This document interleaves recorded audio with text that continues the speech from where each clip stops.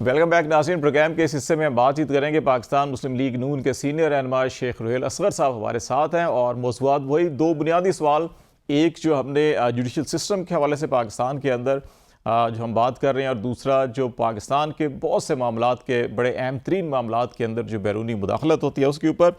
शेख साहब अस्सलाम वालेकुम और आपको खुशामदीद कहते हैं प्रोग्राम में। एक बुनियादी सवाल यह है कि आज जस्टिस शौकत सिद्दीकी साहब को सुप्रीम कोर्ट ने जो आज से 5 साल 5 महीने पहले उनकी बरतरफी हुई थी सुप्रीम जुडिशल कौंसिल के ज़रिए ही, उसको गलत करार दिया है। अब उसमें सिद्दीकी साहब ने क्या इल्ज़ामात लगाए थे वो भी बड़े अहम थे और वो तहकीकात तलब हैं।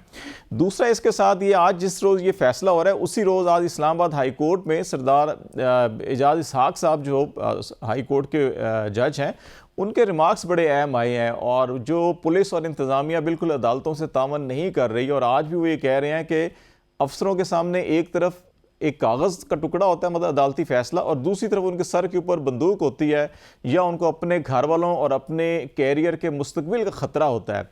तो ये जो निज़ाम है हमारा जुडिशल निज़ाम और इसके अंदर भी इन्फ्लुएंस जो एक्सटर्नल होता है।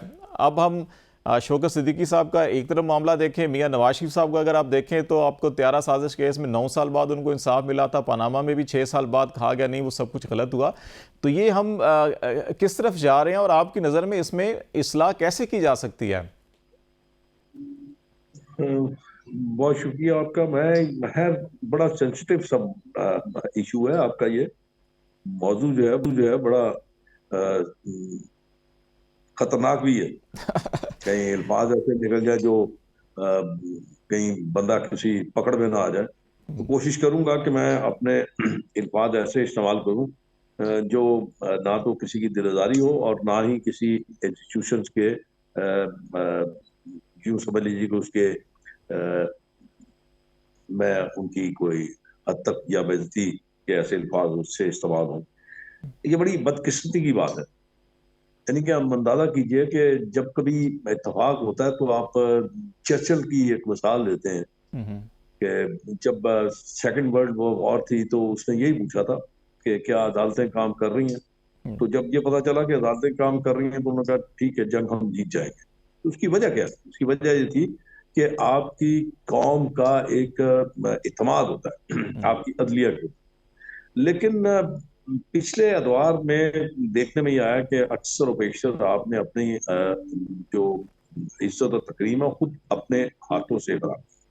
जैसे सिद्दीकी साहब को इंसाफ मिला और जब वो इंसाफ मेरे ख्याल में शायद उनके लिए मायने अब नहीं रखता, लेकिन फिर भी चले बेहतर है। ये एक तो खुशाइन तो चीज उनके है नाम कि से हट गया ना जी, बरतरफ किया गया और मिसकंडक्ट या जो भी वो तो एक साइड पे हो गया ना, टैग हो गया। जी जी। कम से कम वो जो उनकी बरात है, जो उनके एक इज्जत और एहतराम है, वो कम से बहाल कम हो वो गया। बहाल हो गया। ये एक खुशाइन बात है और खुदा करे कि आप बाकी मामला तो मुल्की चलते रहते हैं, लेकिन ये जो मामला है अदलिया का या इंसाफ का, वो अगर अपना रास्ता बना ले तो यकीन कीजिए ना कभी कोई इसमें मुदाखलत करेगा, ना ही कोई इसमें अपनी गैर जरूरी कोई अपनी डिक्टेशन देगा। लेकिन शर्त यह है कि आप अपने आप को ऐन आइन और कानून के दायरे में मुताबिक रखें। ढाल लें।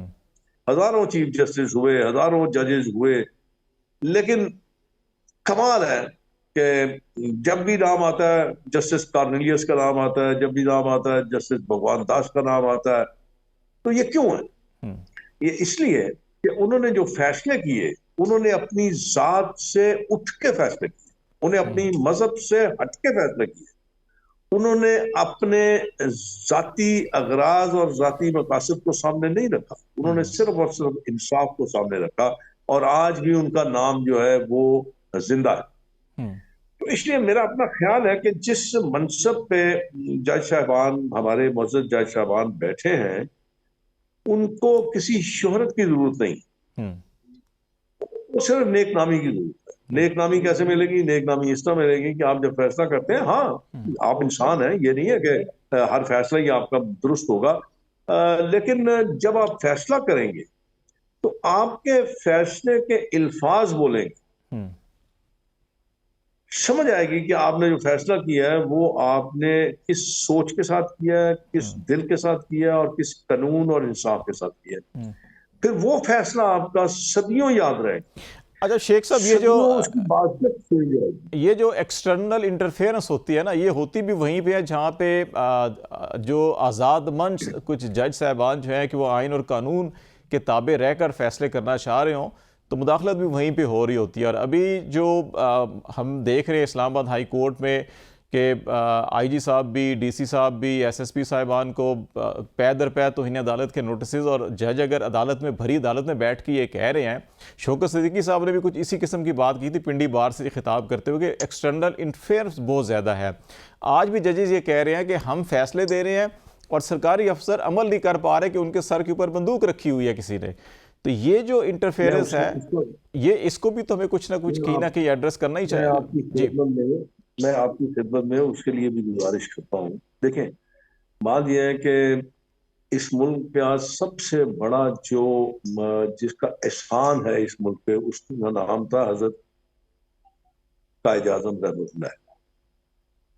चले गए कब्र में, गुम्बद बना दिया आपने। आपने उनके अफकार जो थे, उनके जो नाम थे, जो उनके काम थे, आपने मेरे ख्याल शायद याद भी रहे होंगे। हम्म, इसलिए बहुत सारी हस्तियां आई और चली गई। जिंदा रहे जब तक सांस है, जब तक खुदाबंद करीम को मंजूर है, उसके बाद आपको मनो मिट्टी के नीचे जाना हम्म, है। असल जो हमारी प्रॉब्लम है, हमारी मसला क्या है? हमारा मसला है हमारी अपनी जाती गराज, हमारे जाती मकासद, हमारी अपनी ख्वाहिशात। अब अगर कोई शख्स अदालत में फैसला देता है और उसका फैसला जो है ऐन कानून और आइन के मुताबिक है, और कोई अफसर उसको इतलाक नहीं करता या उसको मानने से इनकारी है, तो उस अदालत के जो जज है, मुअज़्ज़ज़ जज साहब है, वो उसकी तंबीह कर सकते हैं, उसको कटहरे में ला के खड़ा कर सकते हैं।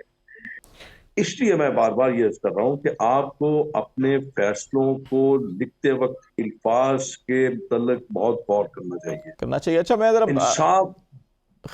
खारजा पॉलिसी जी की जी। तो थोड़ा सा, कि आप पार्लियामेंटेरियन भी रहे हैं, बड़ी अहम स्टैंडिंग कमेटीज़ के चेयरमैन भी रहे हैं। ये जो अब डोनाल्ड डूल साहब का जो स्टेटमेंट था, अब हम उसमें बहस में नहीं जाना चाह रहे कि जो क्या हुआ वो साइफर साजिश है या मुदाखलत है, लेकिन जो ओपन हेयरिंग है उसके अंदर पाक ईरान गैस पाइपलाइन से मुतल्लिक जो उनका स्टेटमेंट और पाकिस्तान को वार्निंग, और जिस जो अल्फाज का इंतखाब उन्होंने किया, धीमा लहजा था लेकिन अल्फाज बता रहे थे कि वो टोन वही जो असद मजीद साहब ने कही शायद उसी किस्म की थी।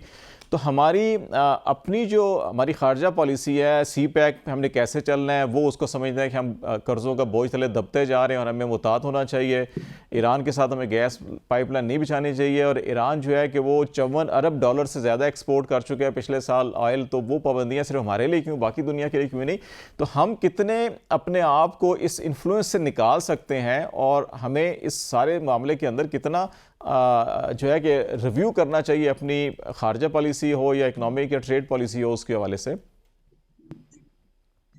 मैं वही बात आपसे गुजारिश कर चुका हूँ, पहले भी कर चुका हूँ, दोबारा फिर कर देता हूँ। जिस दिन आपको इन तीन बातों की समझ आ गई ना, तो मेरे ख्याल में सारी कलई, सारी सारी कड़ियां, सारा कुछ खुलता चला जाएगा। जितनी गिरे बनी हुई है ना, सब खिल जाएंगी आपकी।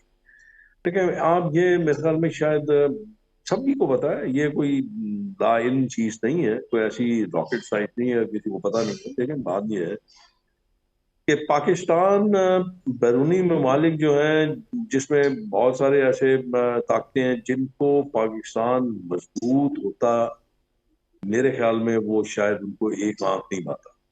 क्योंकि पाकिस्तान अगर मजबूत होगा तो पाकिस्तान की अपनी एक पॉलिसी टुवर्ड्स आउटर वर्ल्ड। अब उसके लिए आपको अपने जाती ख्वाहिशात से उठ के बात करनी होगी। आपको अपनी पॉलिसीज को फिर दोबारा से रिविजिट करना होगा कि पाकिस्तान एक न्यूक्लियर स्टेट है। हम्म, तो इसलिए मेरा ख्याल है कि पाकिस्तान को अपने मुतल्लिक सोचते वक्त बहुत सा सोचना पड़ेगा। बहुत सारी चीजें ऐसी बनानी पड़ेंगी जिससे आप लोगों की आंखों में आंखें डाल के सिर्फ अपने पाकिस्तान के लिए सोचें। जब आप पाकिस्तान के लिए सोचेंगे, जब आप पाकिस्तान के अवाम के लिए सोचेंगे, तो फिर आप तनहा नहीं रहेंगे। लोग आपको तनहा नहीं छोड़ेंगे, क्योंकि आप एक ताकतवर मुल्क है। आपको कैसे छोड़ा जा सकता है? मैं आपको एक और इसकी मिसाल, छोटी सी मिसाल दे देता हूँ कि थोड़े दिन पहले रशियन एम्बेसडर ने एक प्रेस कॉन्फ्रेंस में ये कहा था कि हमें यकीन है कि पाकिस्तान अपना असला यूक्रेन को नहीं नहीं बेचे। भेजेगा। मतलब ये आप जरा समझने की कोशिश करें कि ये क्यों। और मेरा अपना ख्याल है कि पाकिस्तान के पास ऐसी बहुत सारी चीजें हैं जिससे पाकिस्तान अपने पैरों पर खड़ा हो सकता है, लेकिन उसके लिए आपको फिर वही बात आ जाती है, बड़ा जिगरा चाहिए, बड़ा हौसला चाहिए, और बड़ा कुछ काम करना है जिसपे आपको काम करना पड़ेगा। लेकिन यहाँ मुसीबत यह है कि आप अपने ही एक चक्कर में फंसे हुए हैं। कोई हार जाता है, कोई जीत जाता है, वो कहता है इसने मुझे हरा दिया, वो कहता है मुझे इसने हरा दिया। मतलब आप इसी चक्कर में पड़े रहते हैं और अपने आप को कमजोर किए चले जाते हैं। मतलब केपीके वाले कहते हैं जी पंजाब वालों ने खराब कर दिया, पंजाब वाले कहते हैं जी सिंध वालों ने खराब कर दिया, सिंध वाले कहते हैं बलूचिस्तान वालों ने खराब कर दिया। आप इसी अगर उलझन में पड़े रहेंगे, आप इसी सियासत में उलझे रहेंगे, आप इसी तरह एक दूसरे की टांगे खींचते रहेंगे, आप इस सिस्टम को कमजोर करते रहेंगे, तो हैसियत आप सिस्टम को कमजोर नहीं कर रहे। शेख साहब, एक आप बड़ी ब्रीफली आपसे एक चीज़ पूछना चाह रहा हूँ कि ये सारी हमारी इंटरनल इश्यूज़ हैं, लेकिन एक्सटर्नल इश्यूज़ के ऊपर आप समझते हैं कि हमें इसके ऊपर डिप्लोमेटिक चैनल से रिस्पॉन्ड करना चाहिए था कि ये पब्लिक पे आके इस किस्म की बात, पाकिस्तान की पॉलिसीज़ के ऊपर इस तरह से कमेंट करना, मुदाखलत करना, हमें रिस्पॉन्स करना चाहिए या ठीक है खामोशी? ये मैं आपकी गुजारिश हूँ, मैंने आपको आगे भी कहा है कि बड़े जिगरे की बात है। क्यों नहीं करना चाहिए? आप क्यों नहीं करना चाहिए? बिल्कुल करना चाहिए, और बड़े बड़े दबंग अल्फाज में करना चाहिए, बड़े जोरदार अल्फाज में करना चाहिए, और इस तरह के अल्फाज इस्तेमाल होने चाहिए कि आइंदा किसी को जुर्रत ना हो कि वो पाकिस्तान के इंटरनल मामला में मुदाखलत करे। लेकिन एक एक काम आपको भी तो करना है ना, आप भी जरा एहतियात करें ना। आप भी जो आपके इंटरनली, आपको याद है कि मियां नवाज शरीफ साहब एक मीटिंग में गए थे, उनको ये कहा गया था कि अपना हाउस एंड ऑर्डर करें, तो उसकी सजा भी मिली थी उनको। आपको याद है ना? जी बिल्कुल बिल्कुल। तो इसलिए आपको पहले अपना हाउस एंड ऑर्डर करना है, और वो हाउस एंड ऑर्डर ये नहीं है कि आप इन लोगों की कला कमी करें, नहीं, आप अपने आप को भी दुरुस्त करें ना। आप एक दूसरे के कांगे खींच रहे हैं, कोई कह रहा है जी मेरी ये बात ना मानी गई तो मैं एजिटेशन करूंगा, तो कर ले आप एजिटेशन। एजिटेशन करके क्या करेंगे? आप खुद पाकिस्तान को और मजबूत कमजोर होंगे तो फिर करेंगे। दुनिया की आंखों में आंखें डाल के खड़े भी हो सकते हैं। शेख साहब, बहुत शुक्रिया आपका। शेख रुहेल असगर साहब हमारे से बात थे, और पाकिस्तान में यकीनी तौर के ऊपर बिल्कुल दुरुस्त बात उन्होंने कही कि हमें हाउस एंड ऑर्डर करना चाहिए, और अगर हम ये कर लेते हैं, खुद अपने पाँव के ऊपर खड़े हो जाते हैं, तो दुनिया शायद इस किस्म की डिक्टेशन या इस किस्म का अंदाज़े खातिब जो है कि वो शायद नहीं करेगी। आज तक लिए इतना ही। खालिद जमील को इजाज़त दीजिए। अल्लाह हाफिज़।